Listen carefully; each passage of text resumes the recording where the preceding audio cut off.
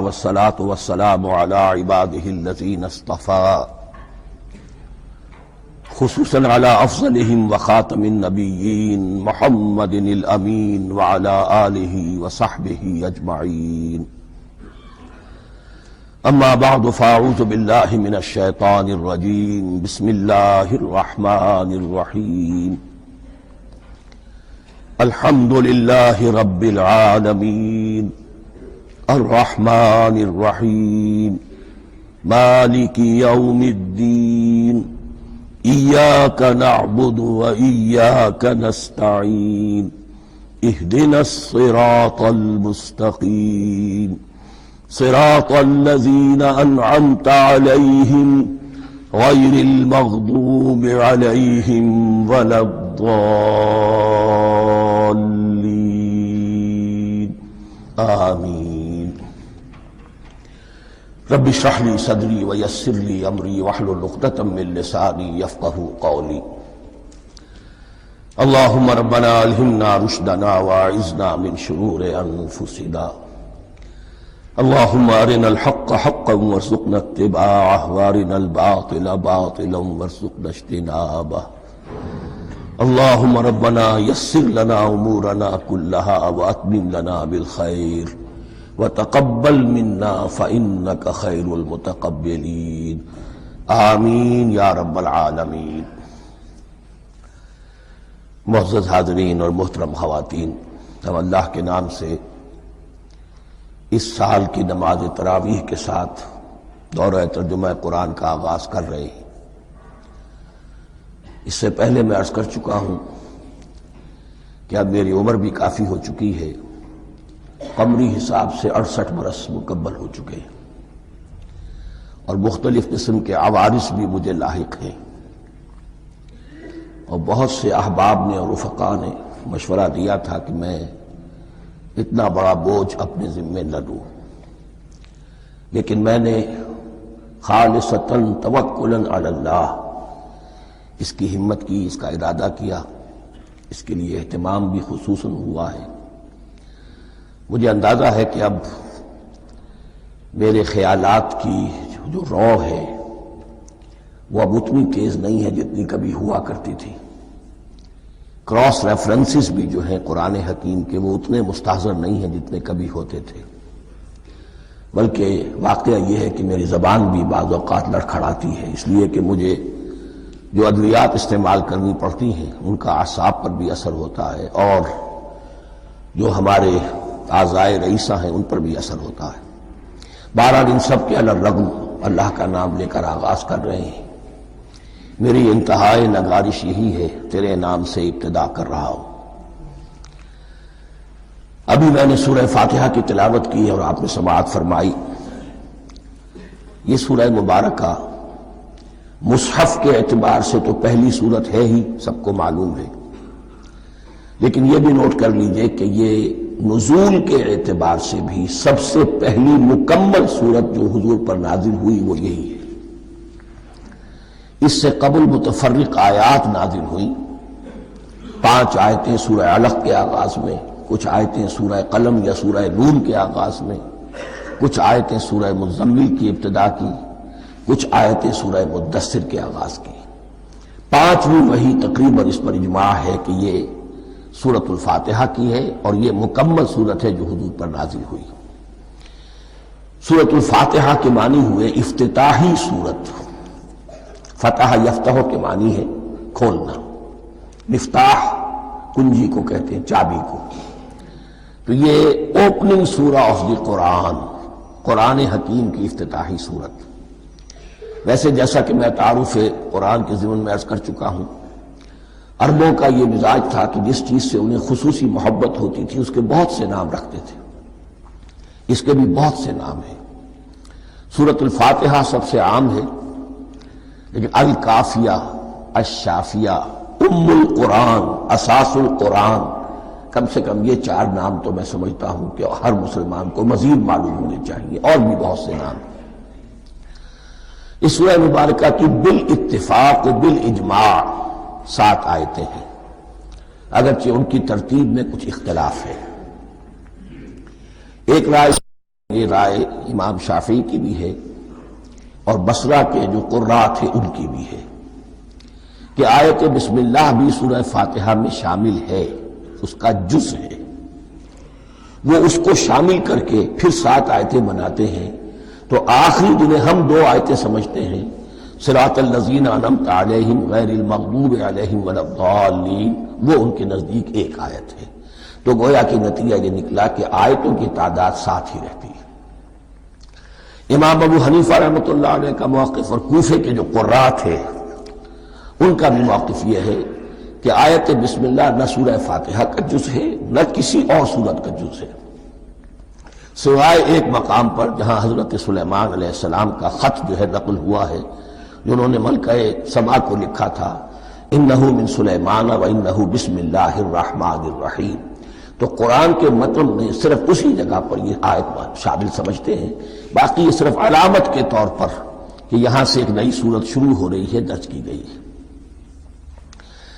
اس سورہ مبارکہ کو الصلاح قرار دیا گیا ایک حدیث میں، اس کا جو اسلوب ہے وہ دعا کا ہے، اور دعا کے ساتھ اس کی جو مناسبت ہے اور پھر اسی کی وجہ سے ہماری نماز کا یہ جزو لا ینفک بنا دیا گیا، بلکہ ایک حدیث جو میں آپ کو سناؤں گا اس میں اسی کو نماز قرار دیا گیا، الصلاح یہی ہے۔ ویسے وہ حدیث مبارک موجود ہے من لم یقرأ بفاتحۃ الکتاب لا صلاۃ لمن لم یقرأ بفاتحۃ الکتاب، جو شخص سورہ فاتحہ کی تلاوت نہیں کرتا اس کی کوئی نماز نہیں۔ اس کے حوالے سے بھی ہمارے یہاں 2 مسلک ہے، ذکر صرف اس لیے کر رہا ہوں کہ آپ کے علم میں ہو، ان میں کوئی بنیادی فرق نہیں ہے، کسی بھی ایک رائے کا انسان قائل اور حامل ہو سکتا ہے بغیر اس کے کہ دوسرے کو بالکل غلط قرار دے، بلکہ یہ کہ اس کے لیے بھی گنجائش اپنے ذہن میں اور اپنے دل میں رکھے۔ تو ایک رائے یہ ہے کہ یہ میں کیا عرض کر رہا تھا کوئی بھول گیا ہوں،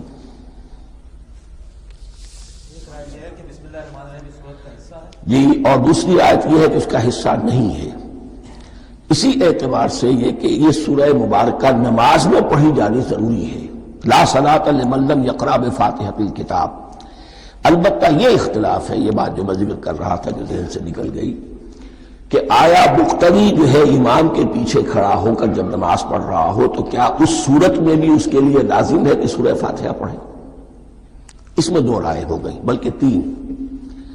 ایک رائے انتہائی ہے اور وہ فقہ حنفی کی طرف منسوب ہے کہ اگر آپ امام کے پیچھے مقتدی کی حیثیت سے نماز پڑھ رہے تو کسی بھی رکعت میں آپ سورہ فاتحہ نہیں پڑھیں گے۔ ایک دوسری بالکل برعکس رائے ہے، وہ امام شافعی رحمۃ اللہ علیہ کی ہے کہ ہر حالت میں چاہے امام جہری رکعت پڑھا رہا ہو جس میں وہ بلند آواز سے سورہ فاتحہ پڑھ رہا ہو اور چاہے وہ سری رکعت ہو، ہر حالت میں مقتدی کو بھی پڑھنی ہے۔ ایک تیسری رائے بین بین ہے، وہ امام مالک کی ہے رحمۃ اللہ علیہ، کہ جو سری رکعت ہے جس میں کہ امام بھی خاموشی سے پڑھ رہا ہے مقتدیوں کو بھی پڑھنی چاہیے، جو جہری رکعت ہے جس میں کہ امام بلند آواز سے پڑھ رہا ہے اس میں مقتدیوں کو خاموش رہ کر پوری توجہ جو ہے سننے پر صرف کر دینی چاہیے۔ اذا قرئ القرآن فاستمعوا له وانصتوا، جب قرآن پڑھا جا رہا ہو تو پوری توجہ اس کے پڑھنے پر مرکوز کر۔ میرے اپنی رائے میں یہ تیسری رائے سب سے زیادہ صائب ہے اور اس میں کسی طرح کی بھی کوئی پیچیدگی پیدا نہیں ہوتی۔ بہرحال اس سورہ مبارکہ کا جو اسلوب ہے میں نے عرض کیا دعائیہ ہے، البتہ قرآن مجید کے علم اور حکمت کے اعتبار سے، اس کے فلسفے کے اعتبار سے ایک بات سمجھ لینی چاہیے۔ قرآن کا فلسفہ یہ ہے کہ بنیادی ہدایت ہر انسان کے دل میں موجود ہے، بالقوہ، پوٹینشلی۔ یہ جو قرآن مجید یا اللہ کی کتابیں نازل ہوتی ہیں یہ انہیں ایکٹیویٹ کرتی ہیں، وہ اندر کی جو ڈورمنٹ کانشسنس ہے، خوابیدہ شعور جو ہے اسے بیدار کر کے اور پھر یہ کہ اسے اجاگر کرتی ہیں۔ ہر سلیم الفطرت انسان اور سلیم العقل انسان، 2 سلامتی شرط ہیں۔ سلیم الفطرت، نیچر پرورٹڈ نہ ہو، فطرت مسخ نہ ہو گئی ہو، عقل سلیم ہو، ان دونوں چیزوں کا نتیجہ یہ نکلتا ہے کہ وہ انسان از خود بغیر کسی وحی کی رہنمائی کے، بغیر کسی نبی کی تعلیم کے سے استفادہ کیے ہوئے از خود بھی کچھ حقائق تک پہنچ جاتا ہے۔ اور وہ حقائق کیا ہے؟ نمبر ایک یہ کہ اس کائنات کا ایک خالق ہے، وہ ایک ہے، اور وہ تمام صفات کمال سے متصف ہے۔ نمبر دو یہ کہ انسان کی زندگی صرف یہ زندگی نہیں ہے، بلکہ ایک اور زندگی ہے کہ جس میں اس زندگی کے اعمال کے نتائج برآمد ہوں گے۔ یہ دو باتیں، اس کی زیادہ وضاحت کے ساتھ جو ہے اس کا تذکرہ آئے گا سورہ لقمان میں، جہاں حضرت لقمان کی شخصیت کا تذکرہ ہے۔ لیکن یہاں صرف یہ بات سمجھ لیجئے کہ قرآن کا فلسفہ یہ ہے کہ ہر انسان میں، ہر فرد نوع بشر میں جو اپنی ولادت کے وقت مسلم ہوتا ہے، حضور کی حدیث ہے کل مولود یولد علی الفطرہ ابواہ یحودانہ او ینصرانہ او یمجسانہ، ہر بچہ نوع انسانی کا فطرت اسلام پر پیدا ہوتا ہے، وہ فطرت کے اندر وہ ہدایت ودیت ہے۔ اب اگر وہ فطرت بس نہیں ہوئی اور عقل جو ہے وہ صحیح رخ پر کام کر رہی ہے تو ان دو حقائق تک وہ انسان خود پہنچ جائے گا۔ لیکن ان دونوں حقائق تک پہنچنے کے بعد اب وہ دست بستہ دعا کرے گا کہ اے رب اب مزید ہدایت تو مجھے عطا فرما۔ ایک تو یہ کہ میں کیا کروں کیا نہ کروں، میری عقل اس میں ٹھوکر کھا سکتی ہے، میں کسی اچھی چیز کو بری سمجھ سکتا ہوں، کسی بری کو اچھی سمجھ سکتا ہوں، تو مجھے صحیح راستہ، صحیح راہ ہدایت پر چلا۔ یہ دعا ہے جو انسان کرتا ہے جبکہ وہ ایمان باللہ اور ایمان بالآخرہ تک خود پہنچ چکا ہوتا ہے، اور یہ سمجھتا ہے کہ صحیح زندگی کا رخ یہی ہے کہ جس رب کو میں نے پہچانا ہے کہ وہ اس کائنات کا خالق ہے اور مالک ہے اور رب ہے، میں اس کی بندگی کروں، اس کی اطاعت کروں، اس کا حکم مانوں، اس کے راستے پر چلوں۔ لیکن وہ راستہ کون سا ہے؟ اس کے لیے پھر دست بدعا ہوتا ہے کہ پروردگار تو میری رہنمائی فرما۔ یہ مقام ہے کہ جہاں آپ سمجھ لیجئے اپنے آپ کو بھی آج اس جگہ پر تصور کرتے ہوئے پھر اس سورہ مبارکہ کو پڑھیے کہ آپ اس مقام پر اللہ کے فضل و کرم سے پہنچ چکے ہیں کہ اللہ کو آپ نے پہچان لیا اور اس کی توحید کو جان لیا، اس کی جملہ صفات کمال سے آپ واقف ہو گئے۔ آپ یہ بھی جان گئے کہ بڑھ کر اس کے حضور میں حاضر ہونا ہے اور وہ حساب کتاب لے گا۔ پھر آپ نے یہ عہد بھی کر لیا کہ اب زندگی گزارنی ہے اس رب کی بندگی میں، اسی کی فرما برداری میں۔ اب یہاں کھڑے ہو کر آپ پوچھتے ہیں کہ اللہ مجھے وہ تفصیلی ہدایت عطا فرما، ایسا نہ ہو کہ کبھی میں کسی راستے پر چلتا ہوا کسی پگڈنڈی پر مڑ جاؤں اور وہ تھوڑی سی جو ڈیویشن ہو میرے راستے کی وہ میری عاقبت کو برباد کر دے۔ یک لحظہ غافل گشتم و صد سال راہم دور شد، اس لیے کہ ہوتا یہی ہے سیدھے راستے سے ذرا سی کوئی پگڈنڈی جو ہے تھوڑے سے اینگل پر نکلی ہے، لیکن جب چلتے جائیں گے آپ تو جتنا آگے بڑھیں گے اس پر، اس راہ صراط مستقیم سے آپ اتنے ہی زیادہ دور ہوتے چلے جائیں گے۔ یہ ہے قرآن مجید کی حکمت اور فلسفے کے اعتبار سے اس سورہ مبارکہ کا مقام۔ اب آئیے ہم بسم اللہ کرتے ہیں۔ بسم اللہ الرحمن الرحیم، شروع کرتا ہوں میں اللہ کے نام سے جو رحمان اور رحیم ہے۔ اس پر کچھ گفتگو ہو چکی ہے تعارف قرآن کے ضمن میں کہ رحمان اور رحیم دو نام ہیں کہ جو رحمت کے مادے سے نکلتے ہیں۔ رحمان میں اللہ تعالی کی رحمت کا جوش ہے، جانی کیفیت، طوفانی کیفیت، اور رحیم میں اللہ تعالی کی رحمت کا دوام اور تسلسل۔ یہ دونوں کیفیات اللہ کی رحمت میں بیک وقت موجود ہیں، جس کا ہم تصور نہیں کر سکتے۔ ہم سمندر کو دیکھتے ہیں، متلاطم سمندر ہے، اس میں ہیجان ہے، طوفان ہے۔ دریا کو دیکھتے ہیں کہ وہ سکون کے ساتھ چل رہا ہے، خاموشی سے چل رہا ہے، بہہ رہا ہے، بس تسلسل کے ساتھ بہہ رہا ہے۔ ہم ان دونوں کیفیات کو علیحدہ علیحدہ دیکھتے ہیں تو ہمارا ذہن ان دونوں کو بیک وقت اس کا تصور نہیں کر سکتا، تخیل ممکن نہیں۔ لیکن اللہ کی رحمت کی یہ دونوں شانیں مستقلاً ہر وقت موجود ہے، بیک وقت، اسی لیے ان دونوں کے درمیان کہیں حرف عطف نہیں آئے گا۔ بسم اللہ الرحمن الرحیم، الحمدللہ رب العالمین، کل حمد، اور حمد کو ذہن میں رکھ لیجئے، حمد مساوی ہے تعریف جمع شکر۔ عام طور پر ترجموں میں ایک لفظ لایا جاتا ہے، کل تعریف اللہ کے لیے، یہ کافی نہیں ہے۔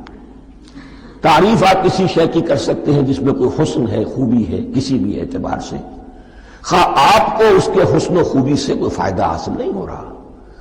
ایک پھول ہے، بہت خوبصورت ہے، بس ٹھیک ہے، خوبصورت ہے، آپ نے کہا، تعریف کر دی۔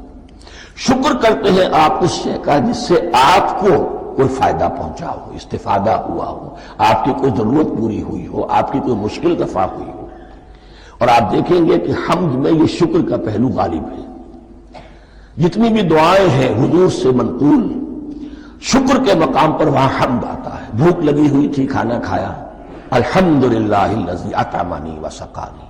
اب یہاں دیکھیے ترجمہ، تعریف نہیں، شکر ہے اس اللہ کا جس نے مجھے کھلایا اور پلایا۔ آپ بیت الخلاء سے باہر آئے، نجاستیں آپ سے دور ہو گئیں، طبیعت میں انشراح ہوا، الحمدللہ الذی اذھب عنی الاذی وعافانی۔ وہ شکر ہے اس اللہ کا جس نے اذیت بخش چیزیں مجھ سے دور کر دیں اور مجھے عافیت بخشی۔ تو یہ الحمدللہ رب العالمین، اللہ تعالیٰ کا حسن و کمال اور حسن و جمال اپنی جگہ بھی اس انتہا کا ہے کہ جتنی تعریف اس کا حق ہے ہم کر ہی نہیں سکتے، لیکن اس کے احسانات اور انعامات ہم پر اتنے ہیں کہ ہم ان کو بھی گن نہیں سکتے۔ لہذا ایک ہی احصاء ہم نے کر دیا الف لام کے ساتھ، الحمدللہ رب العالمین۔ تمام تعریفیں اور کل شکر اللہ کے لیے ہیں کہ جو تمام جہانوں کا پروردگار ہے، رب ہے، مالک ہے۔ رب میں ایک مفہوم ہوتا ہے ربوبیت کا، اور اس میں مفہوم شامل ہوتا ہے تربیت کا، ربیانی صغیرہ۔ تو مالک ہونا اور تربیت دینا، آپ جس شے کے مالک ہوں گے آپ چاہیں گے اس میں بڑھوتری ہو، اس میں اضافہ ہو، وہ نشو و نما پائے۔ تو یہ دونوں چیزیں آپس میں ایک دوسرے کا جڑی ہوئی ہیں، پروردگار بھی اور مالک بھی۔ عام طور پر عربی میں رب کا لفظ مالک کے لیے آتا ہے، رب البیت، رب الدار، رب المال۔ تو معلوم وہاں پر ظاہر بات ہے کہ اس سے مراد کیا ہے، مال والا، گھر والا، گھر کا مالک۔ تو کل شکر اور کل تعریف اس اللہ کے لیے ہے جو تمام جہانوں کا مالک بھی ہے اور پروردگار بھی ہے۔ الرحمن الرحیم، رحمان ہے اور رحیم ہے۔ اب دوبارہ اس کی میں وضاحت نہیں کروں گا۔ مالک یوم الدین، یوم دین کا مختار مطلق ہے۔ دین عربی زبان میں کہتے ہیں بدلے کو، دناہم کما دانو، کما تدینو تو دانو، یہ کہاوت ہے۔ جیسے اردو میں ہم کہتے ہیں جیسا کرو گے ویسا بھرو گے، کما تدینو تو دانو، تو یہ ہے بدلہ۔ اس کا بنیادی مفہوم جو ہے وہ بدلہ ہے۔ تو بدلے کا ایک دن ہے جس دن فیصلہ ہوگا کہ کون کیا کما کر لایا ہے، اسے کیا بدلہ ملنا چاہیے۔ آیا اس کا برائیوں کا پلڑا بھاری ہے کہ اسے سزا ملنی چاہیے، یا اس کی حسنات اور نیکیوں کا پلڑا بھاری ہے کہ اسے جزا ملنی چاہیے، اس کا انعام اور اکرام کے ساتھ معاملہ کیا جانا چاہیے۔ وہ ایک دن ہے، اسے ہم یوم القیامہ کہتے ہیں۔ اور لیکن اصل بات جو یہاں کہی گئی، یعنی ایک جملے میں تین باتوں کا اعتراف ہو رہا ہے۔ بعث بعد الموت، ایک دن آئے گا کہ ہم مرنے کے بعد تمام انسان اٹھا لیے جائیں گے، پھر حساب و کتاب، پھر اللہ کے ہاں حاضری ہوگی اور حساب کتاب ہوگا۔ اور تیسرا یہ کہ اس حساب کتاب کے دن کا مختار مطلق اللہ ہے، یعنی کسی اور کو اپنے ذہن میں سہارا بنا کر آپ زندگی گزاریں کہ وہ مجھے چھڑا لے گا، یا وہ ہستی جو ہے اتنی زوردار ہے کہ وہ مجھے بچا لے گی، اس سے اپنے دل کو، اپنے ذہن کو بالکل پاک کر لیجئے۔ مالک یوم الدین، ایک دوسری جگہ پر قرآن میں آیا ہے، اس روز کوئی پکارنے والا پکارے گا، لمن الملک اليوم للہ الواحد القہار، آج کے دن کس کا اختیار مطلق ہے؟ اور پھر کہا جائے گا اللہ کے لیے، الواحد قہار، جو پوری طرح چھایا ہوا ہے، بس تولی ہے۔ تو مالک یوم الدین، جو جزا و سزا کے دن کا مالک ہے۔ اب یہاں سے کلام ایک رخ بدل رہا ہے۔ ابھی تک تو یہ غائبانہ انداز میں کلام ہو رہا ہے، اللہ سے خطاب نہیں آیا اس میں ابھی۔ الحمدللہ رب العالمین الرحمن الرحیم مالک یوم الدین۔ اب خطاب ہے، ایاک نعبد و ایاک نستعین، ہم صرف تیری ہی بندگی کرتے ہیں اور کریں گے، اور ہم صرف تجھ ہی سے مدد مانگتے ہیں اور مانگیں گے۔ یہ ترجمہ میں کیوں کر رہا ہوں کہ یہ فعل مضارع ہے۔ عربی زبان میں فعل مضارع حال اور مستقبل دونوں کو کور کرتا ہے۔ کا جو ہے مفعول فاعلی جو ہے، مفعول جو ہے اس میں ضمیر مفعولی اسے پہلے لا کر حشر کا مضمون پیدا ہو گیا۔ ہم تیری بندگی کرتے ہیں نہیں، ہم تیری ہی بندگی کرتے ہیں اور کریں گے۔ حال میں ترجمہ کیجئے تو یہ اظہار حال ہے، اور مستقبل میں ترجمہ کیجئے تو ایک عہد ہے، قول و قرار ہے، بہت بڑا معاہدہ ہے۔ وَإِيَّاكَ نَسْتَعِينُ، اور صرف تجھ ہی سے مدد مانگتے ہیں اور مانگیں گے۔ اس میں بھی حال کا ترجمہ اظہار حال، اللہ کرے کہ واقعی ہمارا حال وہی ہو، جب ہم یہ الفاظ کہتے ہیں تو واقعتاً ہم اس پر پورے اتر رہے ہوں کہ اسی کی بندگی کر رہے ہوں اور اسی سے ساری استعانت اور استمداد کر رہے ہوں۔ جہاں تک مستقبل کا تعلق ہے وہ پھر ایک عہد ہے، اہدنا الصراط المستقیم، یہ مقام وہ آ گیا کہ یہاں تک تو اے پروردگار ہم پہنچ گئے، تیرے فضل سے، تیرے کرم سے۔ فطرت سلیمہ بھی تیری عطا کردہ تھی، عقل سلیم بھی تیری ودیت کردہ تھی، ان دونوں کی روشنی سے ہم یہاں تک تو پہنچ گئے۔ اب ہماری جو ضرورت ہے، احتیاج ہے، وہ کیا ہے؟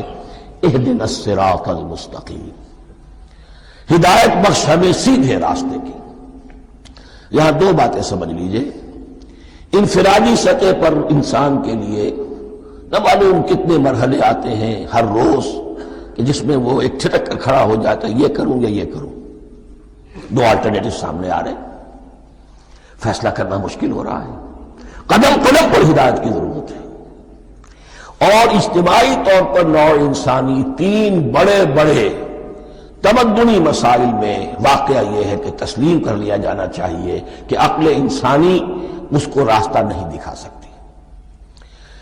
عام معاشرتی سطح پر مرد اور عورت کے درمیان حقوق اور اختیارات کا کیا توازن ہو، ناممکن ہے، انسان طے نہیں کر سکتا۔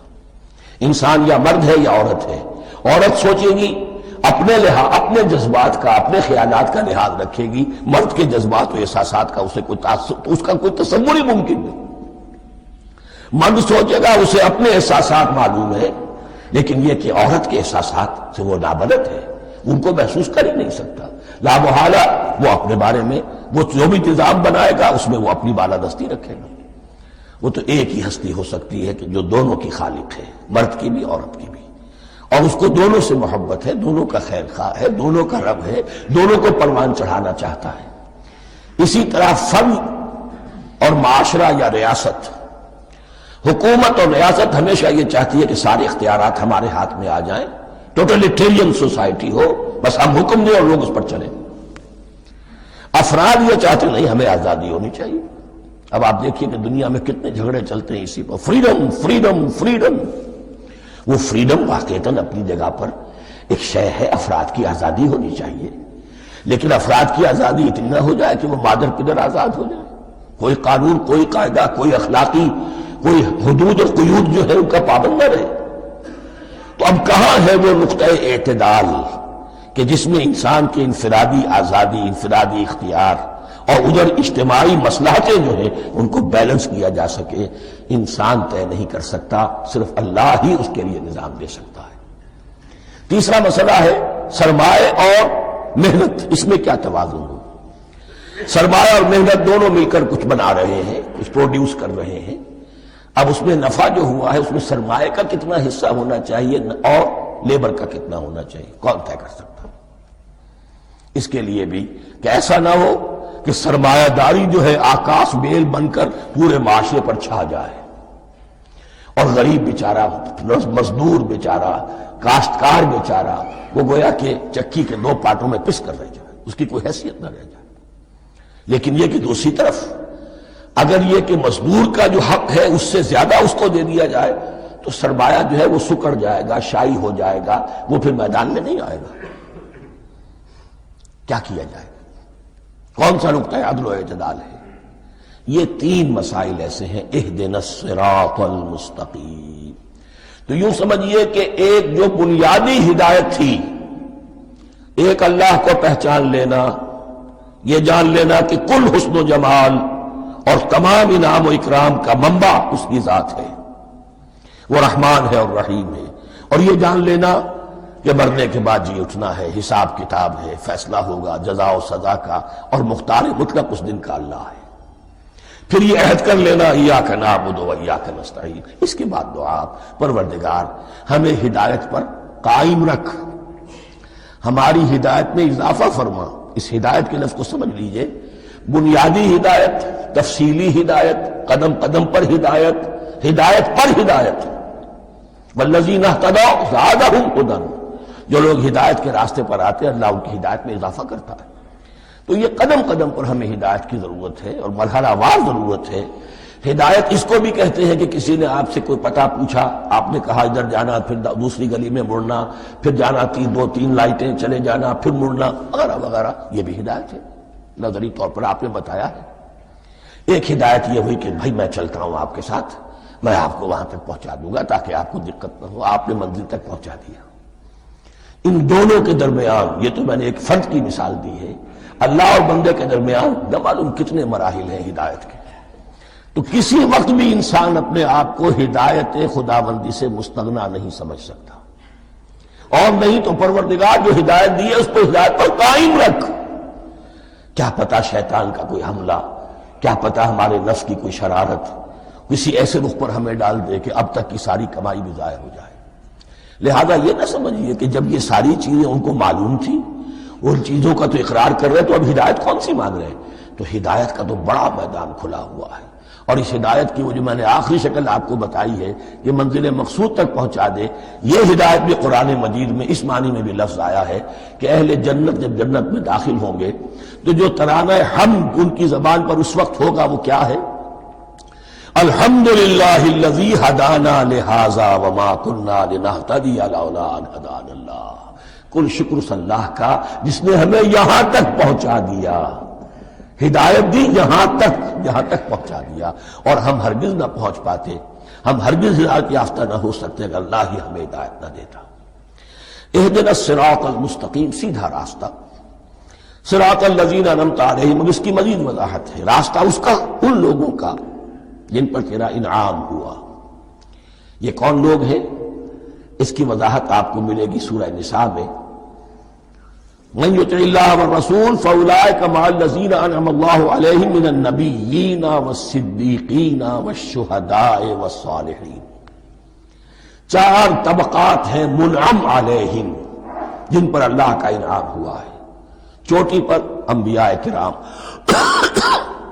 اس کے بعد صدیقین کرام، اس کے بعد شہداء عظام، اس کے بعد عام صالح مسلمان صالح ہو. یہ بیس لائن ہے. اس سے اوپر کا درجہ شہداء کا ہے، اس سے اوپر کا درجہ صدیقین کا ہے، اور پھر کا درجہ انبیاء کا ہے. انبیاء میں سے پھر وہ بھی ہوتے ہیں کہ جو اولو العزم میں من الرسل ہیں. لیکن یہ چار طبقات ہیں، ان کے راستے پر ہمیں چلا. غیر المغضوب علیہم ولا الضالین، جو مغضوب علیہم نہیں ہوئے، جن پر تیرا غضب نہیں ہوا. اور غضب ہوتا ہے ان پر کہ جو ہدایت کے واضح ہونے کے بعد ہدایت کو ترک کر دیں، وہ ہے مغضوب علیہم. جنہیں ہدایت مل گئی ہو، ہدایت کو پہچان لیا ہو، پھر اپنی شرارت نفس کی وجہ سے، اپنی نفسانیت کی وجہ سے، اپنے تکبر کی وجہ سے، اپنے حسد کی وجہ سے وہ اس حق کو رد کر دیں، اس کو ترک کر دیں. ان پر اللہ کا غضب آتا ہے. اور اس میں اس کی بہت بڑی مثال تاریخ کے اعتبار سے یہودی ہے.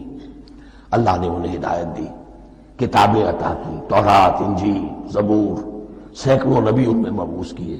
1400 برس تک نبوت کا تار ٹوٹا ہی نہیں، مسلسل. ابتدا میں بھی 2 نبی، موسیٰ اور ہارون، اور اختتام پر بھی 2 نبی، عیسیٰ اور یحییٰ علیہ السلام. اور ان کے مابین کوئی لمحہ نہیں آیا ہے تاریخ بنی اسرائیل میں جبکہ کوئی نہ کوئی نبی موجود نہ ہو.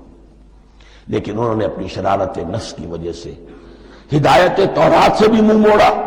اور پھر سب سے بڑی بات یہ کہ ہدایت محمدی سے، ہدایت قرآنی سے بھی صلی اللہ علیہ وسلم منہ موڑا. وہ ہے مغضوب علیہم ولا الضالین، اور نہ ہی گمراہ ہوئے. یہ لفظ جو آتا ہے عربی زبان میں گمراہ کا بھی ہے اور تلاش حق میں بھٹکنے والے کا بھی ہے.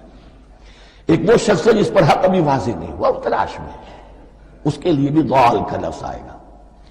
اسی طرح کوئی شخص کسی کے عشق اور محبت میں ایسا ہو جائے، دیوانہ ہو جائے، اس کو بھی ضال کہتے ہیں، یعنی اس کے اوپر جذبات کا اتنا غلبہ ہو گیا ہے کسی کی محبت اور عشق کی بنا پر۔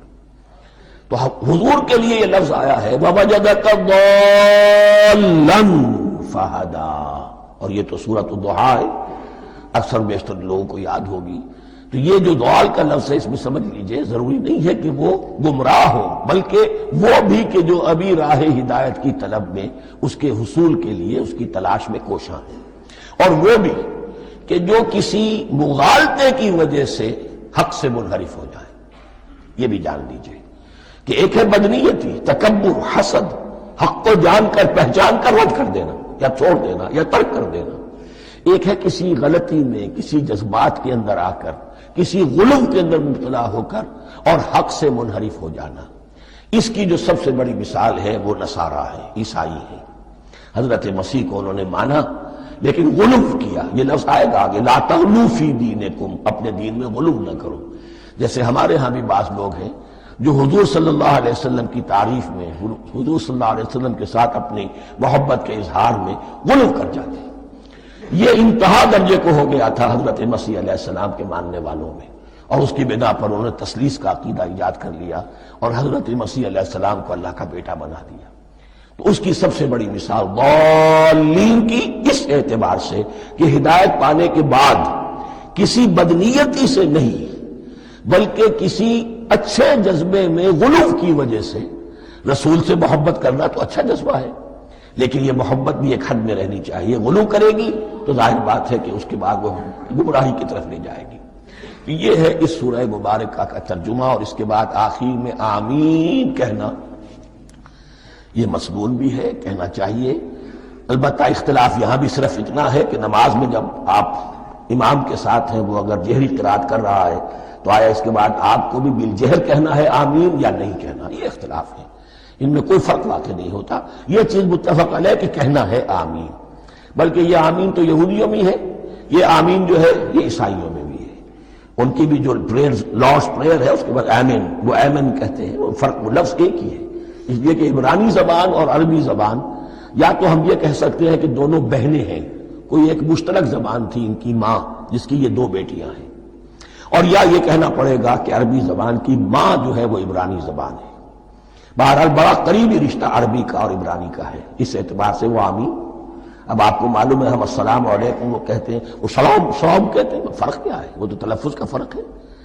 اسی طریقے سے اور بہت سے الفاظ ہیں، میں بعد میں بتا۔ اب میں اس سورہ مبارکہ کے بارے میں خاص حدیث آپ کو سنانا چاہتا ہوں، اور اسی سے در حقیقت جو امام ابو حنیفہ کا موقف ہے رحمۃ اللہ علیہ، اس کی حقانیت مزید مبرہن ہو جائے گی۔ یعنی کیا کہ آیت بسم اللہ سورہ فاتحہ کا جز نہیں ہے، سورہ فاتحہ الحمدللہ رب العالمین سے شروع ہوتی ہے۔ وہ میں آپ کو بتانا بھول گیا کہ جن کے نزدیک یہ سورت کا جز ہے وہ پھر جہری قرات میں بسم اللہ الرحمن بھی بلند آواز سے کہیں گے، اور جن کے نزدیک سورہ فاتحہ کا جز نہیں ہے وہ نہیں کہیں گے، وہ الحمدللہ رب العالمین سے قرات کریں گے۔ تو کوئی فرق نہیں ہے بنیادی۔ یہ حدیث جو ہے یہ مسلم شریف میں ہے اور حدیث قدسی ہے۔ اس کے راوی حضرت ابو ہریرہ ہے رضی اللہ تعالی عنہ، اور اس حدیث نے اس سورت کے مضامین کا نہایت عمدہ تجزیہ کر دیا ہے۔ حدیث کے الفاظ سن لیجئے، قسمت الصلاۃ بینی و بین عبدی نصفین۔ اللہ تعالیٰ فرما رہے ہیں، حدیث قدسی ہے، میں نے نماز کو، صلاۃ کو اپنے اور اپنے بندے کے درمیان آدھا آدھا تقسیم کر لیا۔ فنصفها لی ونصفها لعبدی، اس کا نصف جو ہے وہ میرے لیے ہے اور نصف جو ہے وہ میرے بندے کے لیے ہے۔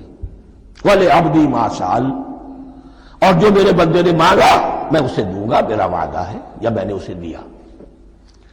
اس کے بعد اس کی تفصیل آتی ہے، اذا قال العبد، جب بندہ کہتا ہے الحمدللہ رب العالمین، قال اللہ حمدنی عبدی، جب بندہ کہتا ہے الحمدللہ رب العالمین، اللہ فرماتا ہے میرے بندے نے میری حمد کی۔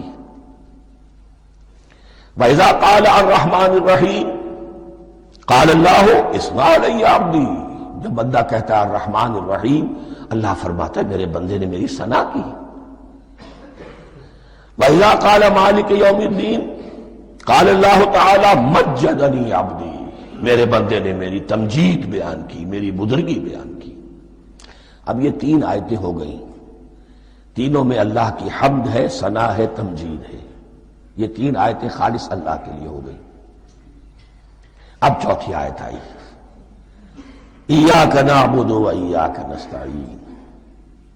اس کے بارے میں جب بندہ کہتا ہے اذا قال العبد ایاک نعبد و ایاک نستعین، قال اللہ تعالی ھذا ما بینی و بین عبدی ولعبدی ما سأل، یہ میرے اور میرے بندے کے درمیان ہے۔ یہ تو یوں سمجھیے کہ یہ گرا لگ گئی ہے میرے اور میرے بندے کے مابین۔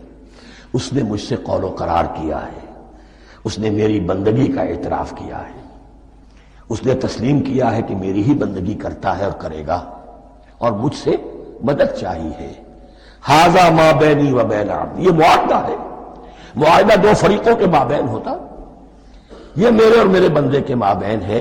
وَلِعَبْدِي مَا سَأَلَ، اور میں نے اپنے بندے کو دیا جو اس نے مانگا، وہ میری مدد چاہتا ہے، میری مدد اس کے شامل حال رہے گی۔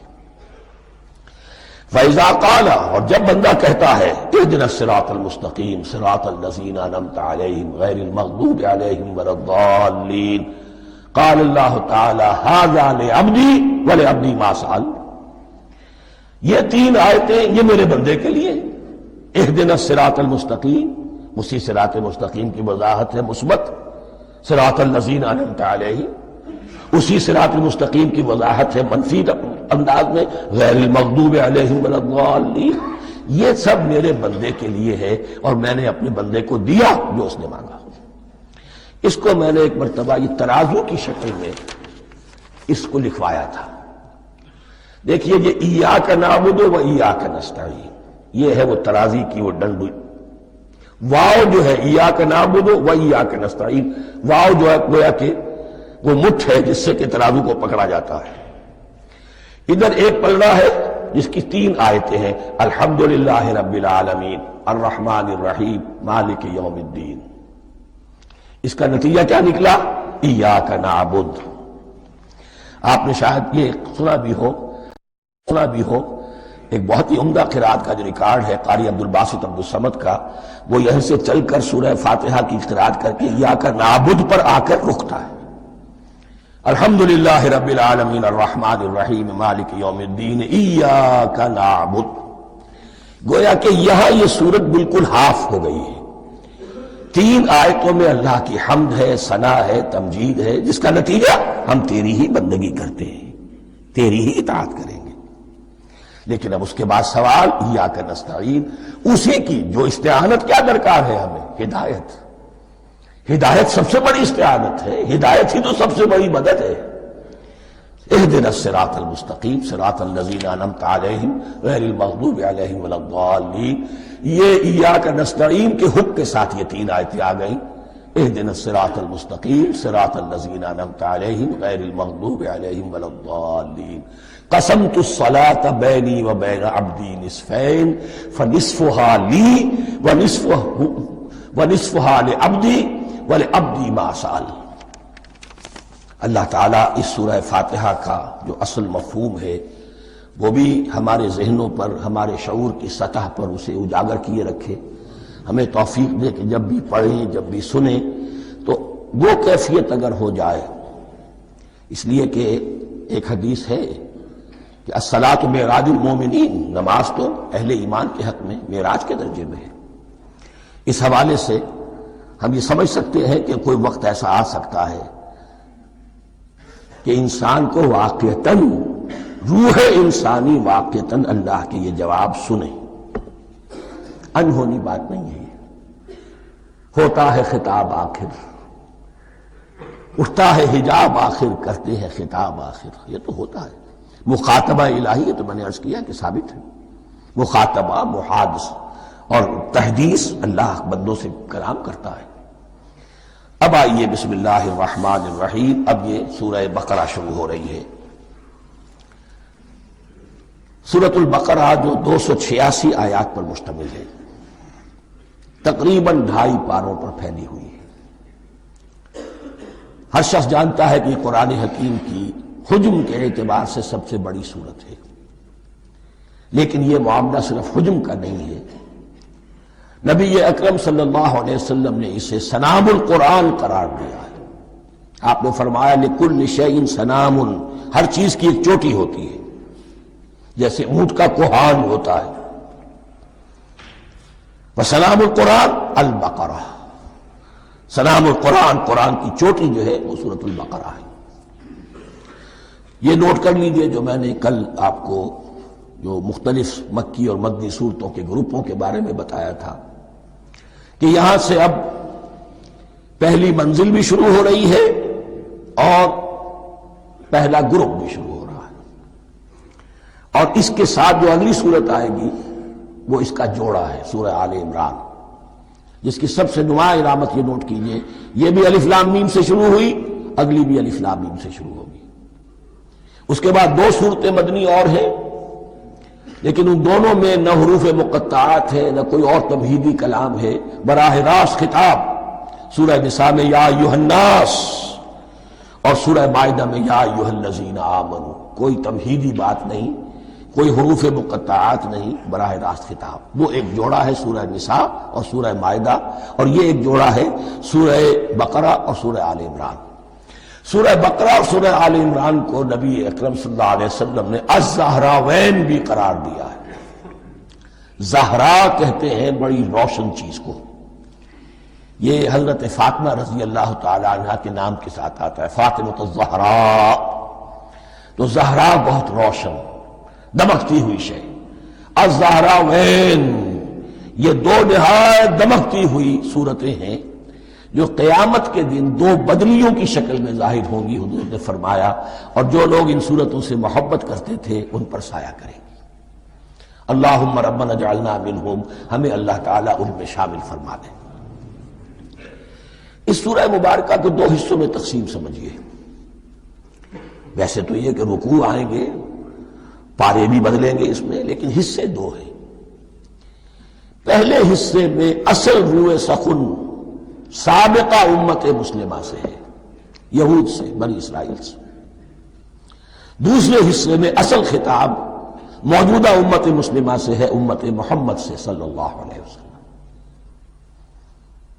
پہلے حصے میں 18 رکوع ہیں لیکن آیات 152 ہیں، دوسرے حصے میں 22 رکوع ہیں لیکن آیات 134 ہیں۔ گویا کہ اس سے آپ کو توازن نظر آئے گا کہ اگرچہ ادھر رکوع کی تعداد کم ہے 18 لیکن آیات کی تعداد زیادہ ہے 152، دوسرے حصے میں رکوعوں کی تعداد زیادہ ہے 22 لیکن آیات کی تعداد 134۔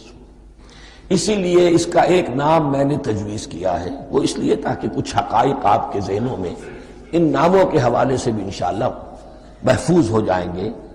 سورۃ الامتین، دو امتوں کی سورت، اس لیے کہ تقریباً نصف اس کی ساری بحث جو ہے، مرکزی بحث، وہ سابقہ امت مسلمہ بنی اسرائیل، اور دوسرا نصف اس میں سارا خطاب وہ ہے موجودہ امت مسلمہ یعنی امت محمد صلی اللہ علیہ وسلم۔ اس کا جو پہلے 18 رکوع ہے یا پہلا حصہ ہے، اس کے اندر ڈویژن فردر ہوگی ورٹیکل، عمودی، پہلے 4 رکوع، پھر 10 رکوع، پھر 4 رکوع۔ لیکن جو 22 رکوع ہیں دوسرے حصے کے، دوسرے نصف کے، اس میں ڈویژن جو ہے جو ہاریزونٹل ہے، وہ افقی تقسیم ہے، عمودی نہیں، افقی، وہ میں بعد میں بیان کروں گا جب ہم وہاں پہنچ جائیں گے۔ ان کو پہلے سمجھ لیجئے کہ اس پہلے حصے کی جو تقسیم میں نے کی ہے، پہلے 4 رکوع، پھر 10 رکوع اور پھر 4 رکوع۔ پہلے 4 رکوع یوں سمجھیے کہ پورے قرآن مجید کے لیے اس کی حکمت اور فلسفے کا جو حصہ مکی قرآن میں بیان ہو چکا تھا اس کا خلاصہ ہے۔ جب یہ صورت نازل ہو رہی ہے تو یہ تو مدینہ میں حضور تشریف لا چکے ہیں، 12-13 سال جو ہے گزر چکے ہیں، اور ان 12-13 سالوں کے دوران 2/3 قرآن نازل ہو چکا ہے۔ اس میں جو بھی حکمت، فلسفہ اور بنیادی دعوت، یہ جو چیزیں مکی قرآن میں بیان ہوئی، ان کا خلاصہ نچوڑ نکال کر یہاں 4 رکوعوں میں رکھ دیا گیا۔ اگرچہ ان میں بھی جب گہرائی میں آپ دیکھیں گے تو روح سخن جو ہے وہ بنی اسرائیل کی طرف ہے، وہ میں بعد میں عرض کروں گا، لیکن اضافی طور پر یہ سمجھ لیجئے کہ پورے مکی قرآن کے حکمت اور پیغام کا خلاصہ ان 4 رکوعوں میں۔ پھر 10 رکوع ہیں جن میں براہ راست خطاب ہے سابقہ امت مسلمہ، یا بنی اسرائیل۔ اس کے بھی 2 حصے ہیں۔ پہلے ایک رکوع میں دعوت ہے، بڑا انداز اس کا بڑا پیارا ہے، اس میں دعوت ہے، ایمان لاؤ محمد پر صلی اللہ علیہ وسلم۔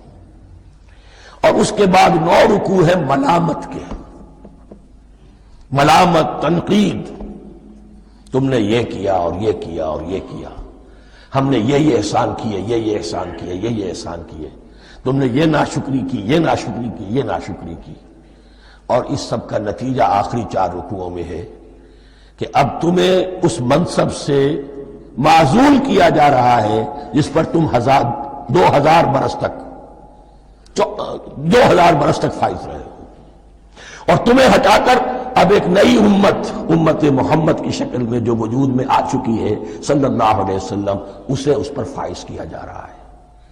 اور اس کی علامت کے طور پر اسے میں کہا کرتا ہوں کورونیشن، تاج پوشی۔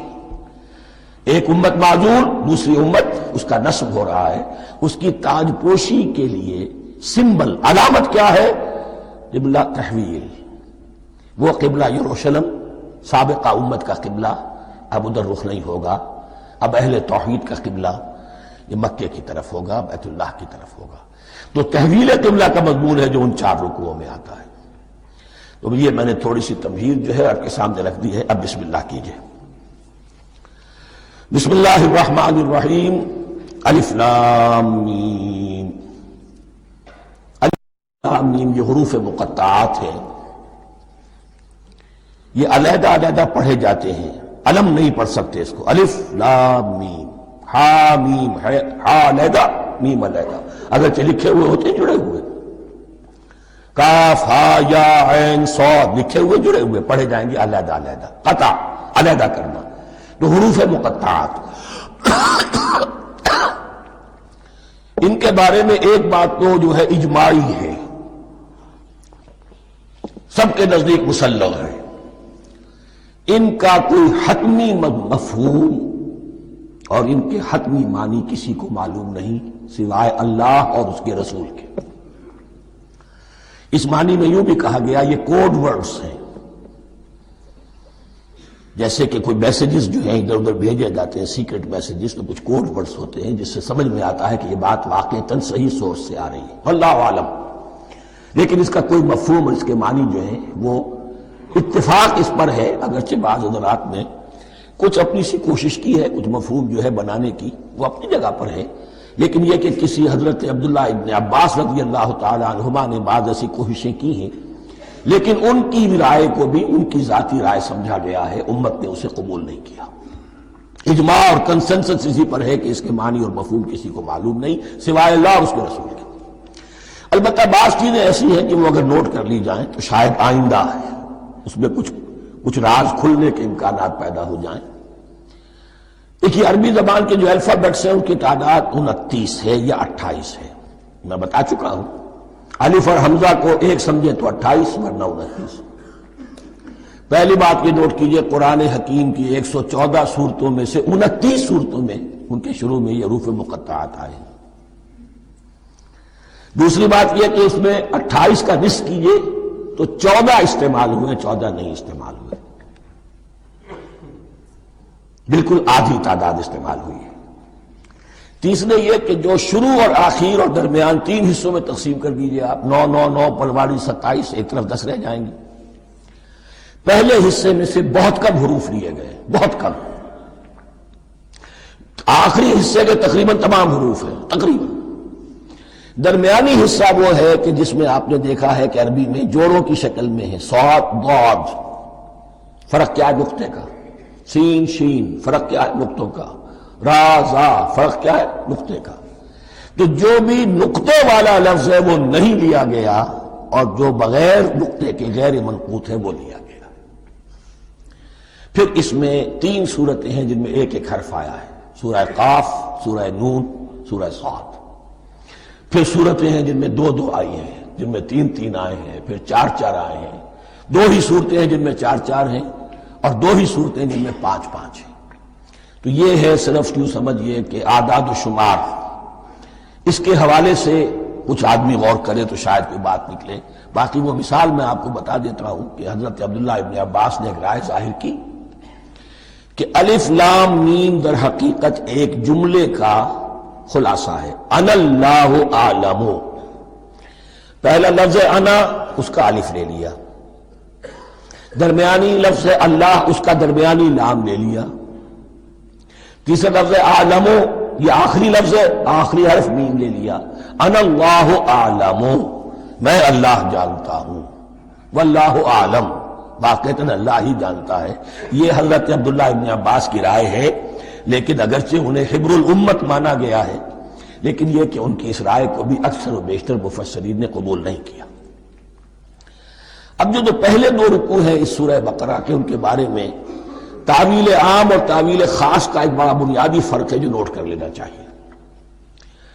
جس وقت یہ صورت نازل ہو رہی ہے، میں عرض کر چکا ہوں کہ 12 سال ہو چکے تھے حضور کو اپنا فریضہ نبوت و رسالت ادا کرتے ہوئے۔ ایک جماعت اچھی بھلی تیار ہو چکی تھی جنہوں نے حضور کی دعوت پر لبیک کہا، ایمان لائے اور آپ کی تعلیمات پر عمل کیا۔ وہ ایک گروہ موجود تھا، یہ ابو بکر ہے، یہ عمر ہے، یہ عثمان ہے، یہ طلحہ ہے، یہ زبیر ہے، یہ عبد الرحمن ابن عوف ہے، یہ مصعب بن عمیر ہے، دیکھ لو۔ اور ایک گروہ وہ تھا کہ جو حق کو جان کر پہچان کر محض اپنی ضد اور حق درمی کی باعث وہ کفر پر آ گیا تھا۔ اور اب ایک تیسرا گروہ پیدا ہو رہا تھا مدینے میں آ کر، وہ ابھی ایمبریونک سٹیج میں ہے، کہ جو داعی ہے، مدعی ہے کہ ہم مانتے ہیں لیکن حقیقت میں نہیں مانتے۔ یہ 3 قسم کے گروہ دنیا میں ہمیشہ پائے جائیں گے، ہمیشہ۔ اب اسے میں اس کو لا رہا ہوں تعویل عام کی طرف۔ جب بھی کبھی کوئی دعوت اٹھے گی انقلابی، ایک ہوتا ہے واعظ و نصیحت، ٹھیک ہے، جس نے بھی فائدہ اٹھایا اٹھا لیا۔ ایک ہوتی ہے دعوت انقلابی، وہ انقلابی دعوت کا ہدف ہوتا ہے نظام کو بدلنا۔ نظام بدلتا ہے تو ظاہر بات ہے کہ جو لوگ اس نظام میں جن کے ویسٹڈ انٹرسٹ ہیں اور جن کو پریولیجز حاصل ہیں، جن کے مفادات ہیں، وہ تو لازماً اپنے نظام کا تحفظ کریں گے۔ ٹکراؤ ہوگا، تصادم ہوگا، تصادم میں جانی نقصان بھی ہوگا، مالی نقصان بھی ہوگا۔ یہ گویا کہ کسی انقلابی دعوت کے لوازم ہیں۔ اگر یہ شے نہ ہو تو ان دعوت انقلابی ہے ہی نہیں۔ اس اعتبار سے ہر انقلابی دعوت کے جواب میں 3 طبقے پیدا ہو جاتے ہیں۔